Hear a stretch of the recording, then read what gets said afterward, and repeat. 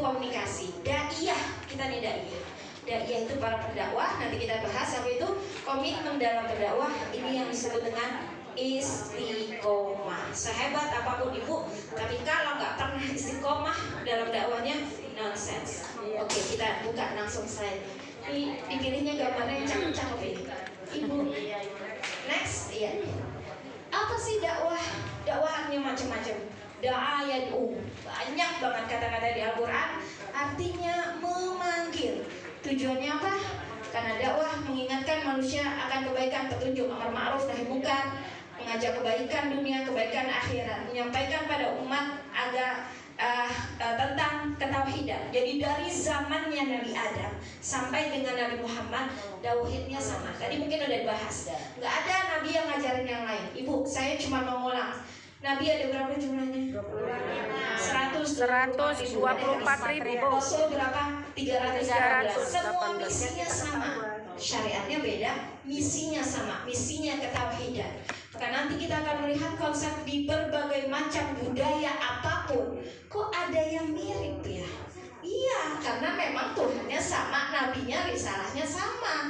Hanya saja kemudian seiring dengan perkembangan zaman itu dirubah oleh para pengikutnya, sehingga kita melihat produk-produk yang ada sekarang. Yang dijaga nama Allah cuma apa? Islam dengan Al-Quran. Ya, sebagai nabi penutup itu nabi akhir zaman siapa? Rasulullah Sallallahu Alaihi Wasallam. Dakwahnya menyampaikan pada umat agama Tuhan Yang Maha Esa. Dulu kerjaannya nabi itu pendakwah. Oh enggak, yang ini nabinya petani. Oh yang ini nabinya nelayan. Oh yang ini nabinya pedagang. Semuanya pekerjaan masing-masing. Tapi tugasnya sama, berdakwah. Oke, karena dakwah mendorong manusia agar melakukan kebaikan, mengikuti petunjuk, menyuruh mereka berbuat ma'ruf dan segalanya, seruan ajakan pada keinsafan. Jadi dia dakwah itu nggak buat orang lain doang, tapi juga buat pribadi. Nanti kita akan lihat bahwa daiyah jangan cuma ngomong doang, karena yang dilihat bukan ketika dia ngomong, tapi berperilaku setiap hari. Bagaimana dia bisa berdakwah kalau dia tidak mencerminkan itu dulu? Rasulullah SAW kenapa berhasil menjadi pendakwah? Karena dia merupakan qudwah hasanah, dia dulu yang mulai. Ibu nggak bisa dibilang sebagai daiyah kalau akhlak ibu, perbuatan ibu, perkataan ibu nggak mencerminkan apa yang diajarkan oleh Rasulullah SAW. Allahumma sholli wa sallim. Oke, metode dakwah ini sesuai dengan hadis ya. Ya, hikmah, mau'izah hasanah, mujadalah. Banyak sih metode dakwah, tapi ini yang utama. Hikmah itu apa? Kita ngasih apa sih hikmahnya, apa maknanya, apa manfaatnya. Mau'izah hasanah sama mujadalah. Ketika dia tidak bisa menerima argumen kita, maka mulailah kita bermujadalah, berdebat. Tapi dengan debat bukan debat kusir ya.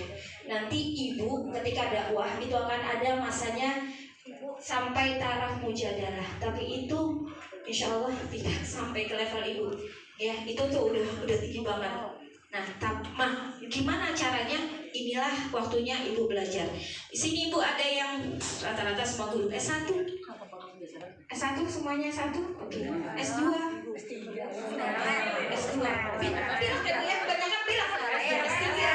S5. Banyak. Nah, ini kalau ibu bisa berdakwah sampai dengan tahap mujadalah, nggak cukup ngaji doang, tapi harus dengan metode yang kuat. Karena belum apa-apa ibu mau bermujadalah, dalil ibu nggak kuat, metode ibu nggak kuat, yang ada ibu cuma dikecilkan. Maka tahap ibu masih dalam peran hikmah dan mau'izah hasanah. Ketika ibu menemukan hal-hal yang seperti ini, bilang saya tanya guru saya dulu. Jadi pendakwah bukan berarti bisa menjawab semuanya, bukan. Ya, kita nih dokter apa aja bisa? Enggak, dokter bagian tulang kasih bagiannya.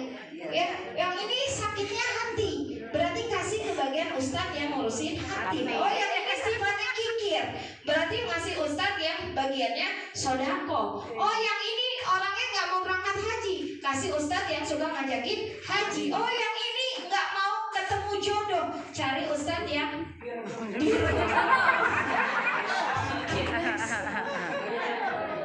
Nah, ini yang paling penting. Unsur dakwah ini ada 4. Yang pertama dai. segala sistem yang ada di dunia ini, kita ini ada yang namanya produsen bahasa Indonesianya. Apa produsen? Yang menghasilkan. Contoh, ya, saya adalah kita makan tempe. Tempe itu ada karena apa sih? Ada yang bikin. Ibu bikin tempe enggak? Yang bikin tempe namanya apa? Produsen. Ya. Lalu ada yang makan tempe, namanya apa? Konsumen. Tapi bisa nggak dari tukang tempe yang menghasilkan itu sampai ke kita? Enggak. Harus ada perantaranya dulu, marketingnya dulu, resellernya dulu, dan lain-lain. Ya, itu namanya wasilah. Ya, terus jangan ngomongin tempe kalau tempenya nggak ada.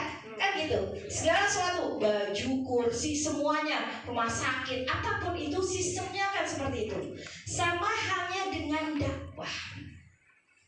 Dakwah ini kenapa terus berjalan? Karena ada yang harus didakwahi.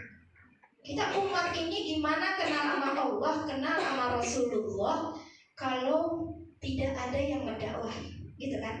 Logika itu harus dibangun. Jadi jangan katakan, aduh ustazah saya takut. Semua yang Allah ciptakan manusia di bumi ini itu semua adalah para mad'u, para pemakan tempe. Asosiasinya seperti itu. Jadi jangan bilang, oh dia mau udah pintar, ngapain didakwahin? Kagak.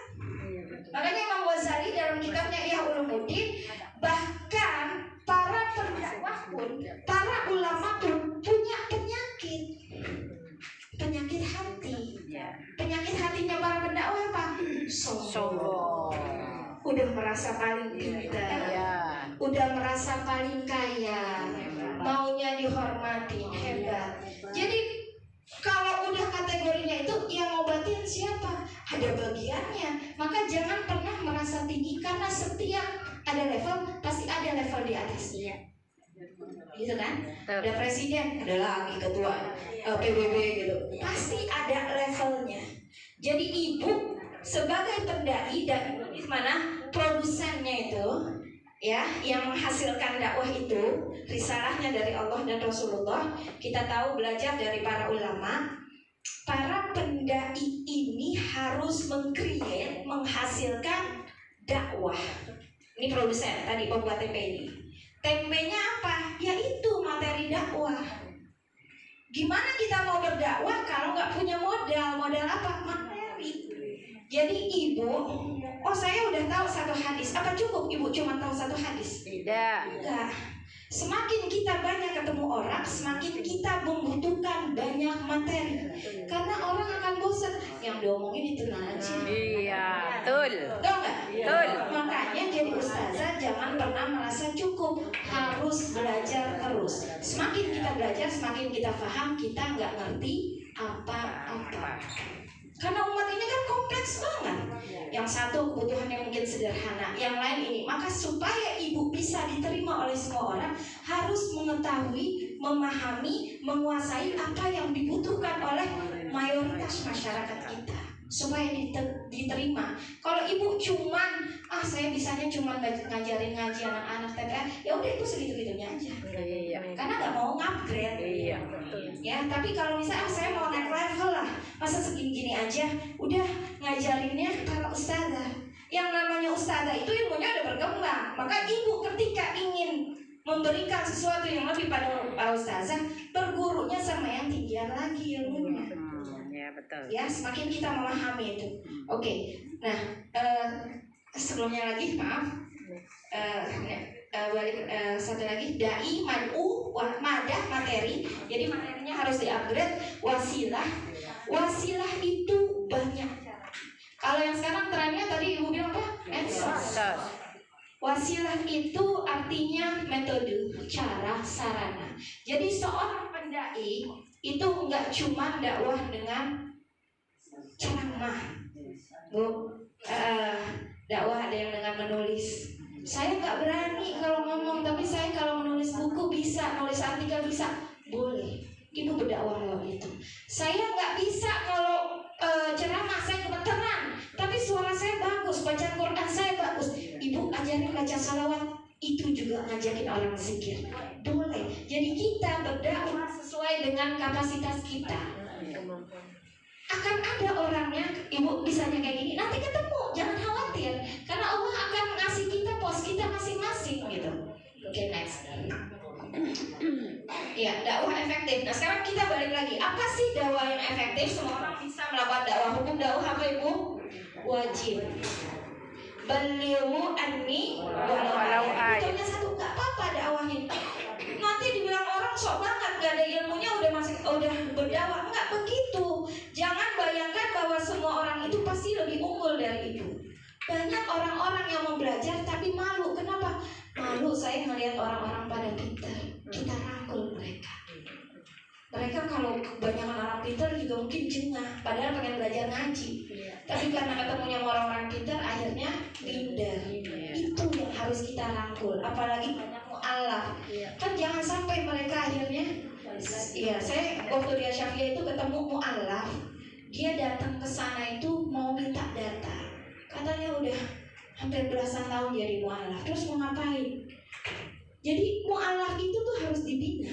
Pembinanya siapa? Mereka kalau mu'alaf center kemana-mana pakai biaya. Tapi kalau ibu ada di tengah-tengah mereka, ibu yang ngajarin. Kenapa? Kalau mereka tidak dibina, belum tentu mereka bisa sholat terus, bisa ngaji terus. Iya, betul. Itu mu'alaf itu. Mana kalau itu terjadi bukan sama yang mu'alaf. Orang-orang biasa yang mau ngaji sama kita tapi bingung, nggak punya duit, nggak punya kesempatan, kita biarin gara-gara acara kita lebih hebat, lebih keren. Itu dosa. Oke, jadi dakwah yang efektif itu yang kayak gimana? Yang mempunyai kredibilitas. Ya, ibu mau beli barang, kira-kira maunya kayak gimana? Bagus dong, kualitasnya bagus. Ibu juga ngasih dakwah jangan asal-asalan.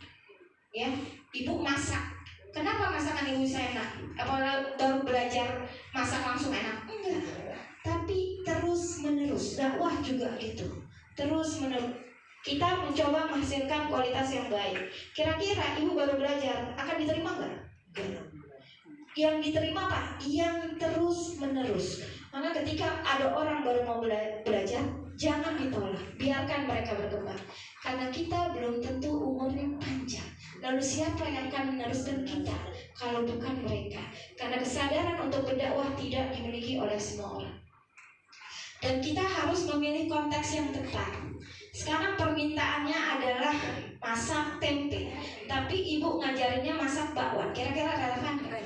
Enggak. Relevan. Jadi permintaannya apa nih? Ngomongin tentang kematian. Ibu ngomongin tentang ulang tahun. Kira-kira nyambung nggak? Enggak. Ustazah, kan materi yang saya pelajari baru segini, makanya harus belajar terus. Ketika orang-orang pada kondangan, ibu harus rehat belajar. Nah, itu yang saya rasakan ya. Orang pada jalan-jalan, pada kemana. Kita belajar aja, ngajar aja.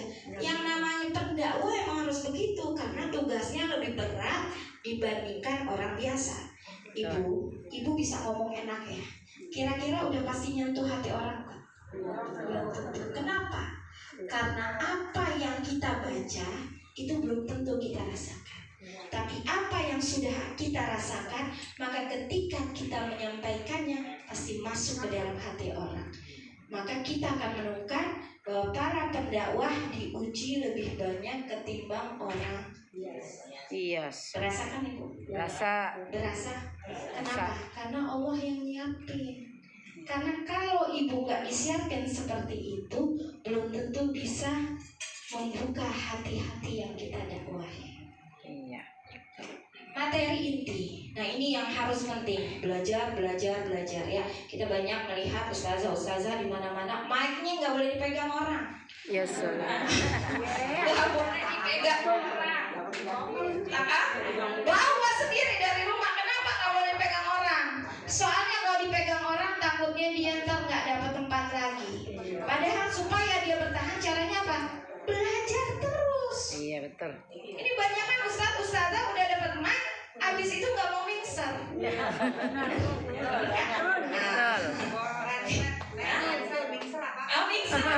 Geser. Nggak mau geser. saya. Orang bisa lebih pintar dari dia, kagak boleh. Makanya jangan cuma punya satu spesialis. Iya. Ibu, semakin banyak spesialisnya, orang semakin ngantri ngajak itu. Betul nggak? Pesannya yang jelas, Ibu, masyarakat kitanya orang Betawi, Ibu jangan ngomong Jawa. Kagak ngerti. Gak nyambung. Ya, saya pengen ngomong bahasa Inggris, bahasa Arab. Ibu ngerti nggak kira-kira? Agak. Enggak.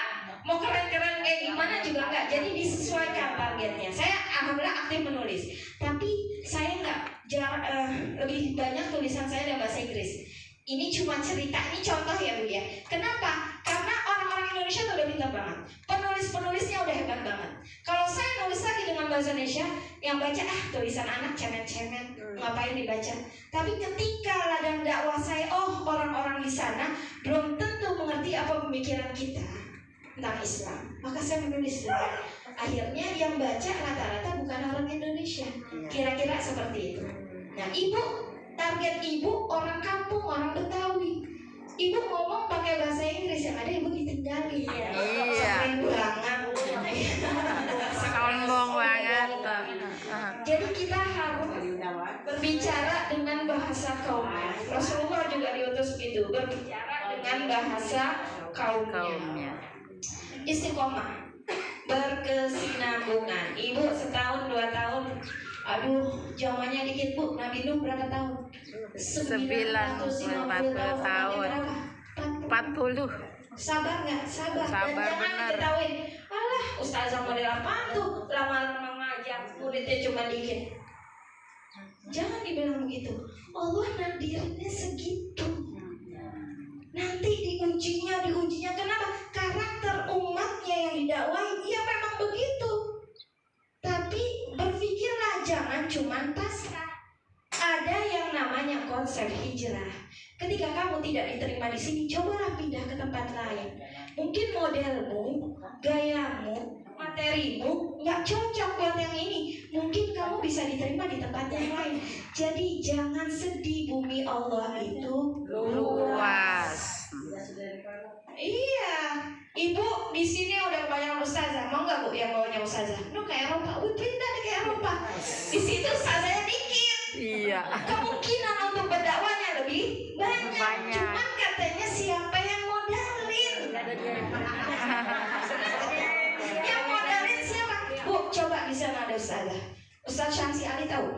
Dia bangun pesantren di Amerika. Keren banget.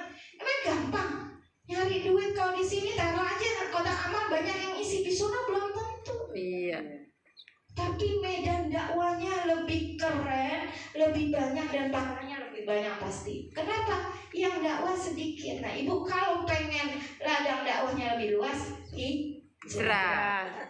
Ustazah, tapi saya harus tinggalin keluarga dan lain-lain. Ya itu ceritanya istikharah dulu. Pemilihan media yang sesuai. Ibu mau berdakwah buat anak-anak, Ibu ngajarin ceramah, kira-kira nyambung enggak? Makanya kenapa banyak ulama itu mencoba berbagai macam media, karena dia tahu di sini nggak dapat, kali aja yang di sana pakai dapat. Jadi gunakan segala cara untuk berdakwah. Nanti Allah akan tunjukkan kamu cocoknya dengan media apa. Oke, next. Nah, untuk menjadikan dakwah itu efektif dan menarik, cobalah dirancang itu semenarik mungkin. Orang itu, kenapa dulu para wali songo sangat disambut oleh masyarakat Indonesia pada saat itu? Karena para wali songo ini bajunya jubah, keren, ya. Orang Jawa, orang Indonesia pada saat itu yang cuma pakai carik. Carik itu apa? Kain. Melihat orang yang bajunya keren, hebat, pasti lebih dihargai, dihormati. Nah, Ibu juga berdakwah, tapi ingat, bukan ingin menyombongkan, tapi kita memang melihat masyarakat kita. Dulu saya pernah ceramah ceritanya di TV, karena mungkin masih muda ya. Sekarang saya juga masih muda, alhamdulillah. Tapi masyarakat kita ini sangat melihat penampilan. Padahal kan yang dilihat Allah bukan penampilan, tapi ya sesuaikan aja lah. Karena walaupun kita berusaha untuk sesederhana mungkin, Allah senang dengan orang yang tahadus binikmatillah.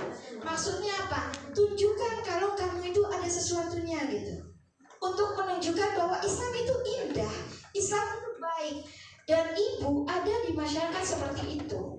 Maka ketika jamaah ibu pakaiannya lebih hebring dari Syahrini, ya kira-kira ibu bisa memantaskan. Tapi tunjukkan bahwa Islam tidak menonjolkan kepada penampilan, kehebatan, tapi tentang kesederhanaan. Nah itu bagaimana ibu mempackage-nya, ibu yang tahu. Dapat dimengerti sesuai kebutuhan saat tadi ya, visualisasi dan aksi. Visualisasi dan aksi itu apa? Tadi yang saya bilang Rasulullah itu kedua. Gak usah ngomong, kamu baca Quran deh yang banyak, gak usah. Kamu contohin, ibu contohin baca Quran, dia akan ngikutin. Ibu contohin bicara yang lembut, umat akan ngikutin. Ibu contohin menghormati orang, umat akan ngikutin. Itu namanya visualisasi. Aksi apa? Kita mau ngajarin orang sedekah, contohin, gak usah ngomong. Masuk saja sedekahnya 100.000, kita cuma 2.000, malu ah. Padahal duitnya banyakan dia. Banyakan siapa? Ibu apa saya? Oke, next. Nah ini maka daiyah, wahai para pendakwah, dari semua itu kita udah nguasain, tapi yang paling penting adalah kita ini harus dekat sama Allah, sama Rasul. Seberapa hebat pun kita, tapi yang bisa merubah masyarakat itu adalah orang yang kedekatannya lebih dekat pada Allah. Ya, harus zuhud. Ya, ada nggak ibu yang penceramah, emasnya kanan sampai kiri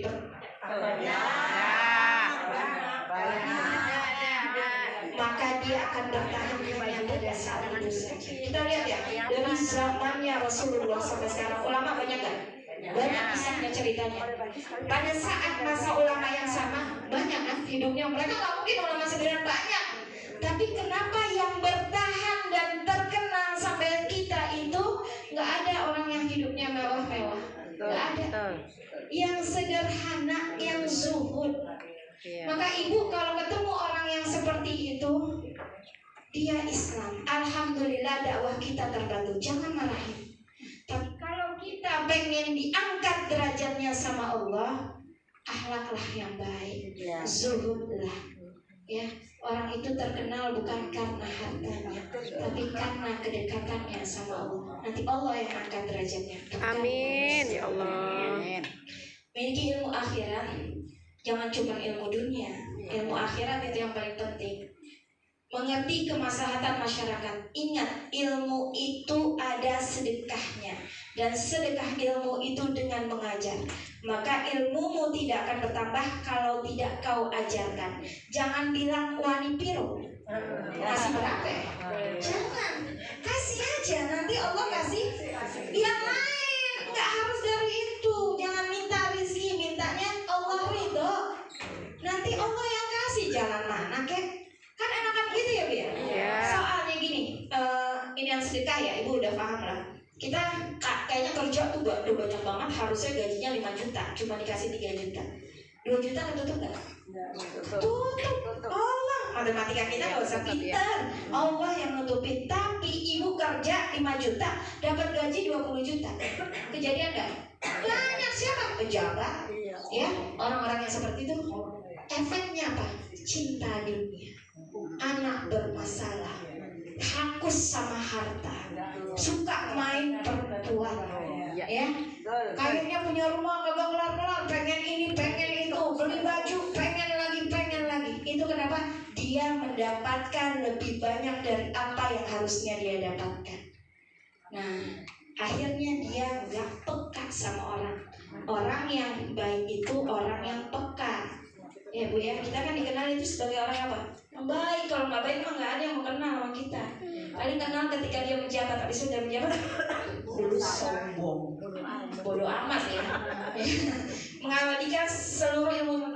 Ingat, ketika tujuannya ada Allah, semakin banyak orang yang ingat Allah, Allah angkat derajatnya. Amin. Tapi kalau tujuannya adalah popularitas, popularitas itu punya manusia. Manusia ada masanya. Sama kayak kecantikan. Kecantikan akan ibu-ibu di sini umurnya 17 semua ya. Masya Allah. Lebih dikit, lebih dikit. Karena pendaiyah adalah tabligh, khadimul ummah, taujih, irsyad, himayah. Ini udah paham semua ya, Bu ya. Waktu saya terbatas. Next. Fungsi tabligh ini mengembangkan. Nah, ini bisa dibaca nanti di-share di grup ya, Mbak ya. Ya, oke. Next. Mengukuhkan. Dari semua ini satu lagi, udah ya. Terakhir apa? Yang mana? Udah. Nah, ini silahkan dibaca. Semuanya sama. Intinya kita sebagai pendai jangan selalu merasa kita yang paling benar, kita yang paling pintar. Ketika kita melihat ada perbedaan, jangan mengomporkan jamaah. Oh, dia beda aliran sama kita, masuk neraka. Yang ada kita akan dikebenci. Tidak memberi solusi, akhirnya menghasilkan konflik. Kita harus meredam potensi-potensi konflik yang ada di tengah masyarakat. Itu tugas kita. Kalau dibilang itu tugas pemerintah, emang pemerintah ngurusin berapa sih rakyat Indonesia? 270, hampir 300 juta. Bisa nggak dia sendiri? Nggak bisa. Ibu bantuin pemerintah, caranya gimana? Jangan sampai umat ini terjadi konflik. Maka ketika ada yang gak suka sama kita, biarin. Jangan jadi hakim. Allah nanti yang nunjukin. Itu daiyah. Ya. Oh, saya pernah tuh ceramah di Jakarta Barat. Biasanya kita manggil ustazah ini ustazah terus. Tapi sekarang ustazahnya udah gak mau maulid. Katanya bid'ah. Disalahin gak ustazahnya? Kita cuma bilang dia kurang belajar. Maka ibu jangan sampai pada posisi yang kurang belajar. Semakin kita belajar, semakin kita memahami bahwa ilmu Allah itu luas. Cukup ya? Silahkan bertanya. Terima kasih. Assalamualaikum warahmatullahi wabarakatuh. Waalaikumsalam warahmatullahi wabarakatuh. Boleh tepuk tangan.